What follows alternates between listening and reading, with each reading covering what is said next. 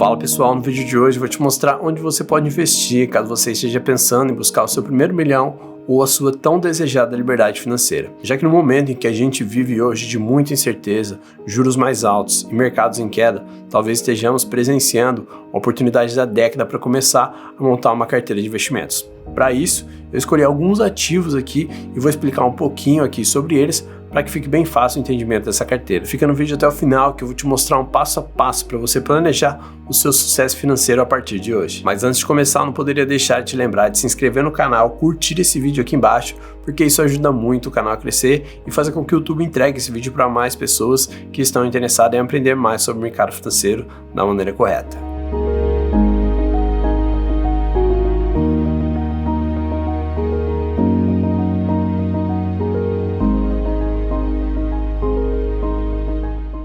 Antes da gente começar, vamos bater aqui alguns pontos principais para que você que não sabe o que é investimento, mas quer começar a entender como funciona esse mundo, que nada mais é do que você fazer com que o seu dinheiro trabalhe para você. Antes de eu te mostrar o que é mais importante para você fazer, eu preciso te mostrar o que não fazer, porque isso impossibilitaria completamente que você tivesse algum resultado positivo e eu vou te mostrar aqui essa lógica. E a primeira dica é que você nunca invista caso você tenha dívidas. E você pode se perguntar o porquê. Porque pensa comigo, como é que você vai ganhar dinheiro se você paga uma taxa de juros de, por exemplo, 50% ao ano de uma dívida e consegue ganhar 20% através dos seus investimentos? Essa é uma média, geralmente, do que os bancos cobram de empréstimos pessoais e a taxa de rendimento que eu coloquei é uma taxa bem alta, mas é praticamente impossível você bater os juros de uma dívida através dos investimentos. E o segundo é que você não comece sem ter uma reserva de emergência. Lembrando aqui que uma reserva de emergência é um dinheiro que você investe em um local seguro e com liquidez que te pague pelo menos ali 100% de CDI, para que caso aconteça alguma coisa, alguma emergência na sua vida, como um acidente ou desemprego, alguma coisa, por exemplo, desse tipo, você tenha de 6 meses a 12 meses seu custo de vida garantido sem precisar sacar dos seus investimentos. E um ótimo exemplo desses investimentos que eu vou deixar aqui para vocês é o próprio Tesouro Selic, onde você empresta dinheiro ao governo e é considerado um dos investimentos mais seguros e conservadores que a gente tem no país. Feito esses passos iniciais aqui, vamos começar então a montar nossa carteira.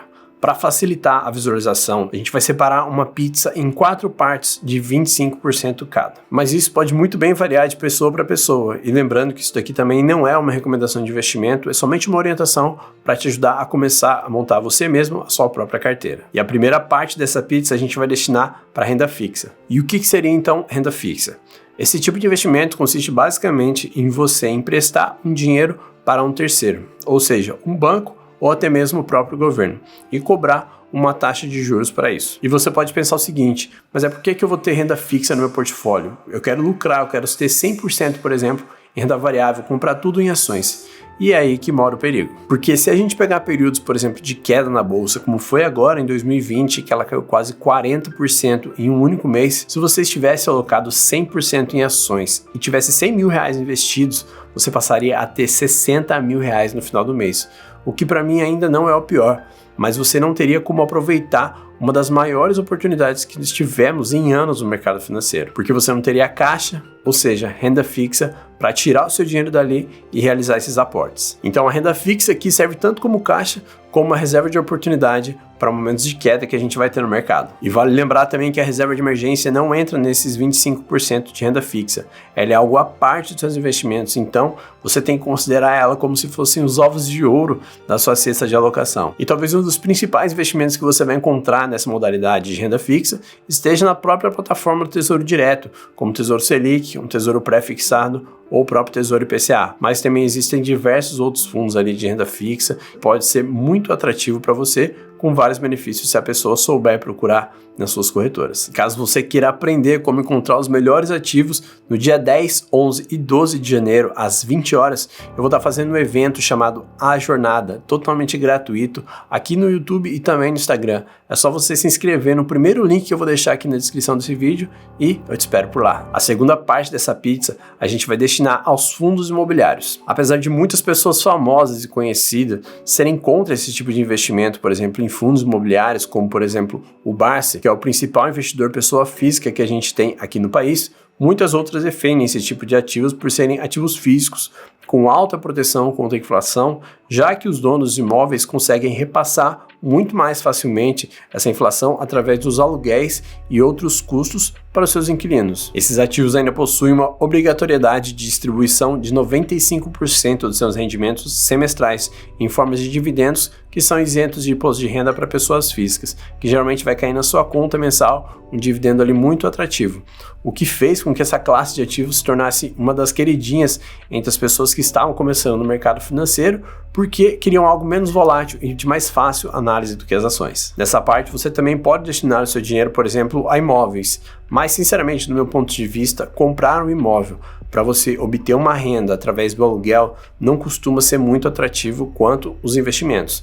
A não ser que você consiga um desconto muito bom e saiba algum planejamento benéfico que vai ter naquele bairro, por exemplo, para aquele imóvel que está situado ali. Porque, numericamente falando, o retorno que você consegue é praticamente a metade. Eu já mostrei isso no Instagram, onde eu fiz um investimento, por exemplo, em um fundo chamado BCFF11, que é um FOF, um Funds of Funds, que vai ter uma carteira já diversificada nele. E esse fundo imobiliário, ele é composto por outros vários fundos. Você consegue algo em torno, mais ou menos, esse mês que eu gravo esse vídeo, 0,8% ao mês através de dividendos, que são isentos de imposto de renda. Já nos imóveis, segundo a tabela da FIPZAP, o valor médio de aluguel das casas gira em torno de 0,4% ao mês, sem considerar as taxas que você vai ter de cartório, corretoras, que podem chegar a mais de 10% do valor do imóvel. E uma alocação para você que está começando aqui, talvez seja os próprios FOFs, que você vai conseguir uma boa diversificação a um valor muito mais baixo do que você montar uma carteira por conta própria. Mas caso você queira você mesmo montar a sua diversificação, eu recomendo que pelo menos um fundo imobiliário ali de cada setor, sendo shopping, galpões, fundos de papel, entre outros. A terceira classe que a gente vai ver aqui são as ações. Você já deve ter ouvido falar, por exemplo, que é possível se tornar sócio de grandes empresas como Itaú, Petrobras, Magazine Luiza com menos de R$100, né? Isso só é possível por conta das ações dessas empresas que são listadas na B3. E quando você se torna sócio minoritário dessas empresas, você também começa a receber parte da valorização dos seus ativos, proporcionalmente ao que você tem alocado nas empresas. E o lucro desses ativos pode ser refletido tanto na valorização do papel, como através de dividendos que serão distribuídos para os seus acionistas, assim como dos fundos imobiliários. Só que aqui o prazo tende a ser um pouco maior, sendo mais comumente ali a distribuição trimestral. Talvez o investimento nesses ativos seja uma das formas mais lucrativas que você pode encontrar de multiplicar o seu capital, porque dentro de uma empresa funciona uma parada que chama equity. E é por meio do equity onde os grandes empresários, como por exemplo Bill Gates e Jeff Bezos, se tornaram bilionários. E a lógica aqui é a seguinte: digamos que você possua uma empresa onde você investiu R$50 mil para você começar um negócio.